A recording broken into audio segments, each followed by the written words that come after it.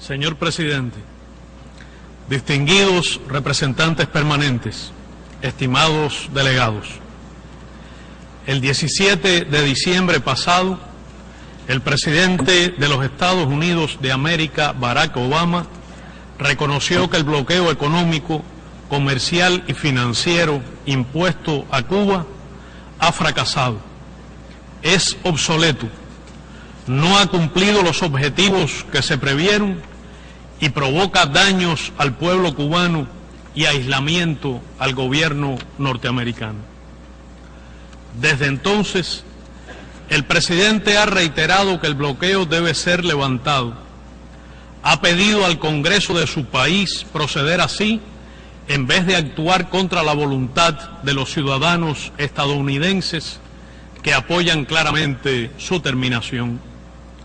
Se ha comprometido a involucrarse en el debate con ese fin y a utilizar sus prerrogativas ejecutivas para modificar su aplicación. Durante la cumbre sobre la Agenda de Desarrollo 2030 y en el debate general de las Naciones Unidas recientes, más de 60 jefes de Estado, de Gobierno y de delegaciones expresaron beneplácito y congratulación ante el anuncio del nuevo curso en las relaciones entre los Estados Unidos y Cuba, incluido el restablecimiento de relaciones diplomáticas y embajadas, y muchos de ellos reclamaron que el bloqueo sea finalmente abolido. Es comprensible entonces el interés y expectativas que concitan estas deliberaciones y la subsiguiente votación que transcurren en circunstancias nuevas.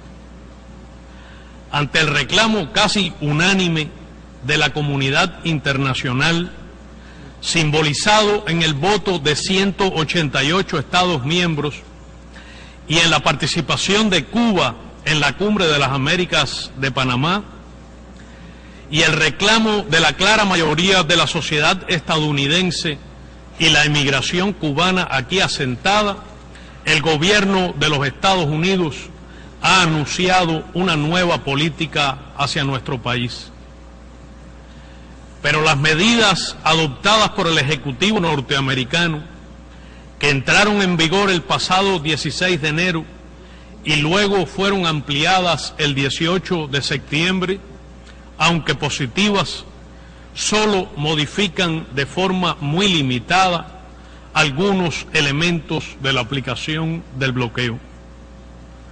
Muchas de ellas no podrán implementarse a menos que se adopten otras que finalmente permitan a Cuba exportar e importar libremente productos y servicios hacia o desde Estados Unidos, utilizar el dólar estadounidense en sus transacciones financieras internacionales y operar cuentas en esa moneda en bancos de terceros países, así como tener acceso a créditos y financiamientos de entidades privadas y de las instituciones financieras internacionales. El problema no es que el ordenamiento cubano dificulte la aplicación de estas medidas y tenga que ser modificado para facilitarlo, como algunos funcionarios estadounidenses han declarado. El problema es la existencia implacable y sistémica del bloqueo. No debemos confundir la realidad con los deseos ni con las expresiones de buena voluntad. En asuntos como estos solo puede juzgarse a partir de los hechos. Y los hechos demuestran con toda claridad que el bloqueo económico, comercial y financiero impuesto contra Cuba está en plena y completa aplicación.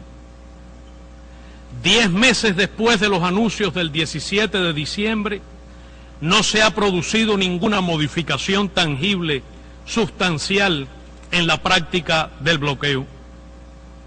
La eliminación de Cuba de la espuria lista de estados patrocinadores del terrorismo internacional fue la inevitable rectificación de un absurdo, pero apenas ha tenido consecuencias en la implementación del bloqueo, sustentado en sanciones y leyes previas mucho más abarcadoras. Hace apenas una semana se aplicó una multa de 1.116 millones de dólares al banco francés Crédit Agricole, que se suma a la de 1.710 millones al alemán Commerzbank el pasado mes de marzo, por realizar transacciones con Cuba y otros estados. Solo en las últimas semanas, el sistema de mensajería segura SWIFT canceló un contrato de servicios. Fue retenido el primer pago de la compañía norteamericana Sprint para iniciar las llamadas telefónicas directas y se retuvieron varias transferencias bancarias a Cuba por la operación de vuelos charter entre ambos países. Las exiguas compras cubanas de alimentos en los Estados Unidos, que es una de las pocas excepciones al bloqueo aprobada en el año 2000 por el Congreso, han disminuido significativamente en el último año debido a que están sujetas a condiciones discriminatorias y onerosas. Cada compra tiene que ser autorizada por una licencia. Se prohíben los créditos. Cuba está obligada a pagar en efectivo y por adelantado, a través de entidades bancarias de terceros países, y no puede utilizar barcos propios para transportar estos productos. Las importaciones de medicamentos necesarios para el país están también condicionadas desde 1992 por la ley de los Estados Unidos. Cuba debe dar cuenta sobre el destinatario final de las medicinas adquiridas y no puede hacer los pagos directamente, sino a través de terceros y en una moneda distinta al dólar, lo cual implica dificultades, demoras y costos adicionales.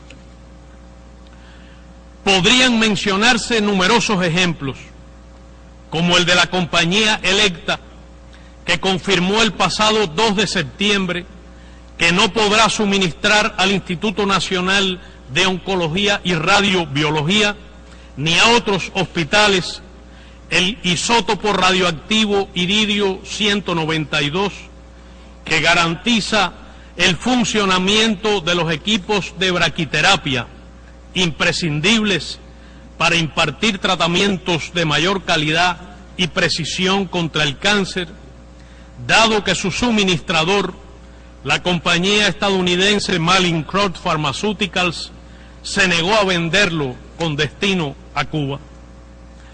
La compañía norteamericana Small Bone Innovation Inc. ha rehusado suministrar al complejo ortopédico Frank País prótesis para las articulaciones de la muñeca y mano para pacientes con artritis reumatoide. En junio pasado, la compañía estadounidense Sigma Aldrich se negó a proporcionar a la compañía Quimimpex productos, servicios e información técnica indispensables para la industria química. Y la empresa norteamericana Columbiana Boiler Company dijo a la citada empresa estar impedida de exportar los cilindros necesarios para envasar el cloro destinado a la potabilización del agua. El bloqueo constituye una violación flagrante, masiva y sistemática de los derechos humanos de todos los cubanos. Es contrario al derecho internacional, califica como acto de genocidio a tenor de la Convención para la Prevención y Sanción del delito de genocidio de 1948 y es el principal obstáculo para el desarrollo económico y social de nuestro pueblo.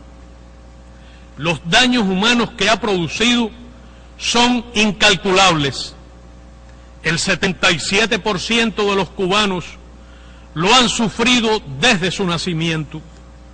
Las carencias y privaciones que provoca a todas las familias cubanas no pueden contabilizarse. Calculados conservadora y rigurosamente, los daños económicos que ha ocasionado en más de medio siglo ascienden a 833.755 millones de dólares según el valor del oro. A precios corrientes suman 121.192 millones de dólares, cifra de enorme magnitud para una economía pequeña como la nuestra. Espero que el representante de los Estados Unidos no venga ahora a decirnos que el proyecto de resolución no refleja completamente el espíritu de diálogo ni la actitud bondadosa de su gobierno, ni asuma la manida pose de que Estados Unidos es el socio benefactor del pueblo cubano que únicamente pretende su empoderamiento, ni infle la cifra de $900.000 de donaciones de la sociedad civil recibidas en 2015 que el bloqueo dificulta y nuestro pueblo aprecia, ni mencione como si fueran fondos gubernamentales las remesas familiares que los cubanos aquí asentados ahorran con esfuerzo, ni cuente como intercambio comercial las licencias otorgadas pero que no se materializan en exportaciones. Si bien corresponde al Congreso de los Estados Unidos la decisión de ponerle fin al bloqueo, el presidente tiene amplias prerrogativas ejecutivas para modificar sustancialmente su aplicación práctica y su impacto humanitario y económico. Compartimos la esperanza de que el Congreso de los Estados Unidos avance hacia el cambio de una política ineficaz, anclada en el pasado, cruel e injusta, y adopte decisiones basadas en los valores y sentimientos de sus ciudadanas y ciudadanos. Señor presidente, históricamente, Estados Unidos ha pretendido establecer dominación y hegemonía sobre nuestra patria y desde 1959 cambiar el sistema político, económico y social que en ejercicio de plena autodeterminación nuestro pueblo libremente ha decidido.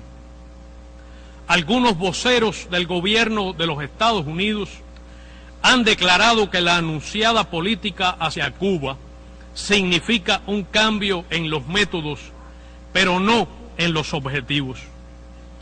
De ser así, el proceso hacia la normalización de las relaciones entre los Estados Unidos y Cuba enfrentará muy serios obstáculos. El levantamiento del bloqueo será el elemento esencial que dará sentido a lo avanzado en estos meses en las relaciones entre ambos países y determinará el ritmo hacia la normalización. Como ha reconocido el presidente Barack Obama, la eliminación del bloqueo conviene al interés nacional de los Estados Unidos y es la voluntad de sus ciudadanas y ciudadanos. No podría aceptarse de ninguna manera, ni sería productivo, pretender condicionar las medidas de levantamiento o modificación del bloqueo a que nuestro país realice cambios internos. Cuba está dispuesta a aceptar las oportunidades y también los desafíos de una nueva etapa en las relaciones entre ambos países, pero jamás negociará su sistema socialista, ni sus asuntos internos, ni permitirá mancha alguna en la independencia conquistada al precio de la sangre de sus mejores hijos y de enormes sacrificios de muchas generaciones desde el inicio de nuestras guerras de independencia en 1868. Como ha reiterado el presidente Raúl Castro Ruz, ambos gobiernos han de encontrar la manera de convivir de forma civilizada con sus profundas diferencias y avanzar en todo lo posible en beneficio de los pueblos norteamericano y cubano mediante el diálogo y la cooperación basados en el respeto mutuo y la igualdad soberana. Entre los pueblos de Cuba y los Estados Unidos no hay enemistad. El pueblo cubano fue solidario cuando se produjeron los terribles actos terroristas del 11 de septiembre de 2001 o el devastador impacto del huracán Katrina. Apreciamos y reconocemos los progresos alcanzados en el último periodo con la reapertura de las embajadas, las visitas del secretario de Estado y de la secretaria de Comercio y el intercambio de delegaciones, el funcionamiento de una comisión bilateral, la ampliación de las áreas de diálogo y cooperación, principalmente en materia de seguridad aérea y de la aviación, enfrentamiento al narcotráfico, la emigración ilegal y la trata de personas, la aplicación y cumplimiento de la ley, la protección del medio ambiente y la salud, entre otros. Estamos sinceramente interesados en ampliar provechosos vínculos, ofrecer cálida hospitalidad a las ciudadanas y ciudadanos norteamericanos que disfruten de la libertad de viajar a Cuba, profundizar los intercambios culturales, deportivos, científicos y académicos, la cooperación multifacética en áreas de interés común, el comercio y la inversión. Partiendo de grandes diferencias y con carácter estrictamente recíproco, hemos iniciado un diálogo bilateral sobre derechos humanos.